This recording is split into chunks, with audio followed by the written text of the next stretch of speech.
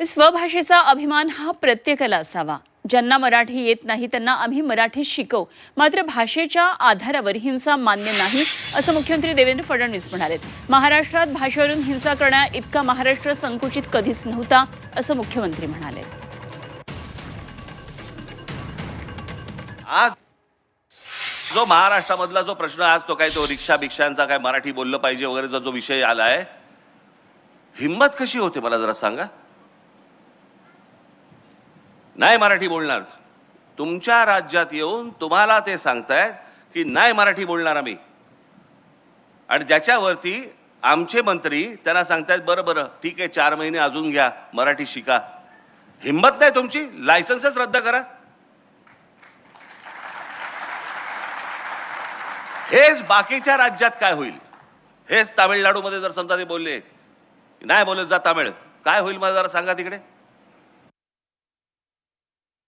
महाराष्ट्र इतका संकुचित कधीच नव्हता की महाराष्ट्रामध्ये परप्रांतीयांनी राहू नये किंवा इथे केवळ कोणी याच लोकांनी राहावं त्याच लोकांनी राहावं अशा प्रकारची संकुचित मनोवृत्ती महाराष्ट्राने कधीच पाहिली नाही.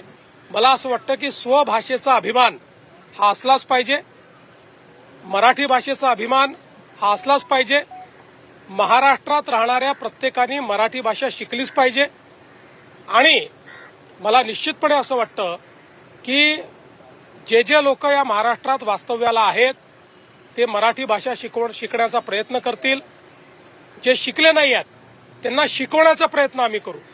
पण भाषेच्या आधारावर हिंसा, भाषेवर विवाद, भाषा येत नाही म्हणून कोणाला मारणं हे आम्हाला मान्य नाही. सरकारने भूमिका बदललेली नाहीये, फक्त थोडा कालावधी पाहिजे तो दिलेला आहे. मला त्यांना खरं विचारायचं राज ठाकरेंना सुद्धा, आता ते इतक्या वर्ष सध्या प्रयत्न करतायत. आता मराठी मुलांना किती ठिकाणी त्यांनी रोजगार निर्माण करून दिला. रिक्षा 500 रिक्षा घेऊन दिल्यात, मराठी मुलांना त्या ठिकाणी व्यवसायाला संधी दिली, असं आहे का?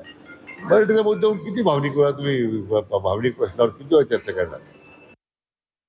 दरम्यान यावर संजय राऊत, नवनाथ बन यांनी काय प्रतिक्रिया दिली तेही पाहूया. या महाराष्ट्रामध्ये फक्त मराठी सक्तीची राहील ही आपली गर्जना होती. काय झालं त्या गर्जनेचं? राज ठाकरे यांचं बरोबर आहे, उद्धव ठाकरेंची तीच भूमिका आहे आणि बाळासाहेब ठाकरेंची पण तीच भूमिका होती की इथे राहणाऱ्या माणसाला मराठी येणं गरजेचं आहे. हे फक्त महाराष्ट्रापुरतं नाही, त्या राज्यामध्ये जे नोकरीसाठी जातात, रोजगारासाठी जातात, त्यांना त्या राज्यातली भाषा आली पाहिजे. महाराष्ट्रामध्ये राहणाऱ्या, महाराष्ट्रामध्ये व्यवसाय करणाऱ्या प्रत्येकाला मराठी भाषा आलीच पाहिजे हा राज्य सरकारचा आग्रह आहे.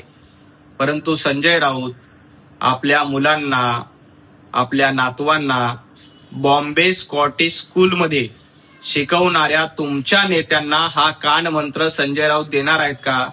उद्धवजी ठाकरे यांना संजय राऊत जाब विचारणार आहेत का की मराठी शाळा सोडून बॉम्बे स्कॉटिश मध्ये आदित्य ठाकरे, तेजस ठाकरे यांना का शिकवलं? तेव्हा तुम्हाला तुमची मराठी अस्मिता जागी झाली नव्हती का? तेव्हा तुम्हाला मराठी अस्मितेचा अभिमान वाटत नव्हता का? एकदा बॉम्बे स्कॉटिश स्कूल बद्दल उद्धवजी ठाकरे यांना जाऊन मातोश्रीमध्ये प्रश्न विचारण्याची हिंमत करा आणि मग मराठी अस्मितेच्या गप्पा मारा.